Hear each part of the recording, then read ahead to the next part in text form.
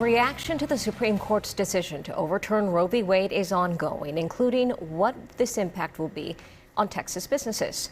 And joining us to talk more about this is Steven Pedigo. He is a professor of practice at the LBJ School of Public Affairs over at the University of Texas and director of the LBJ Urban Lab. Good morning, Steven. Thank you so much for being with us today. Good morning, Amanda. Great to be with you. So we are talking specifically this morning about Central Texas businesses. So let's bring it down to the nitty-gritty. What kind of workforce are we referring to?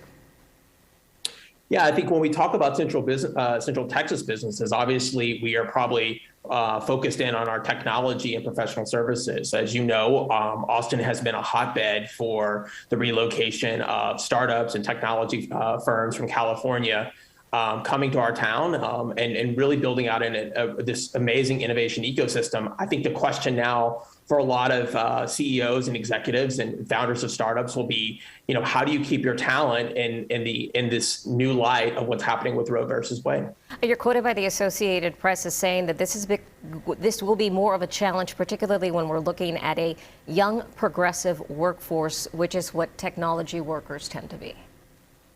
Yeah, I think that's true. I mean, if you think about over the last course of the couple of years, I mean, the Austin advantage as we relate back to California has been that we've got, low cost living, all the great assets that you'd find in California, unique people, climate, amenities, lifestyle to that effect. I think now with the Roe versus Wade decision, this idea of how companies are going to navigate an environment which some could say is adversarial to a segment of this workforce is going to be a challenge going forward. And this is why I think you see a lot of technology companies saying, even not just technology companies, large scale enterprises, Lyft, Citigroup, and others are saying, look, we may have to provide some type of health benefits for women in our workforce who are looking to seek these services. It's a really murky water where we're entering in terms of how this will play out between the relationship between the employer and the employee, not to mention how companies are going to really mitigate this challenge going forward if there's some type of legislation that comes down here in the state of Texas and the next legislator providing these types of benefits.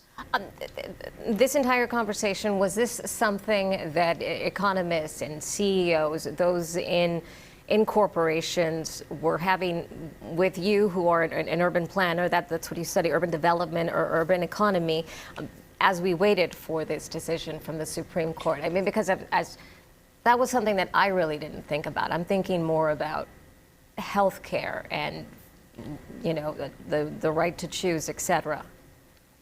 Yeah, look, I mean, the number one issue for businesses in our community is talent retention and attraction, right? We know that is a key site selection differential when we start to think about the expansion of different firms. Look, our technology firms, even now, even before Roe, we're facing significant challenges in the attraction and retention of talent. I think for Texas businesses, this just puts another layer of that challenge of attracting business. We may see more and more companies as they're looking to hold on to their workforce, provide remote work opportunities. I know a lot of our large technology companies are already doing that in the way of trying to fill those skill gaps. This may be that may be a means of trying to ensure that we're holding on to that workforce and even able to maintain that competitiveness. Look, I think there's a lot to be said about this and how this plays out over the course of the next few years. But look, we face this challenge. It's another barrier that I think that's going to be at a forefront of our companies in terms of really thinking about how they can build this robust workforce to make sure and maintain their competitiveness going forward. One more layer. Wow, that's incredible. Steven Pedigo with the LBJ School of Public Affairs and director of the LBJ Urban Lab. Thank you so much for spending some time with us this morning, Steven. Hey, it was great to be with you. Thanks for having me.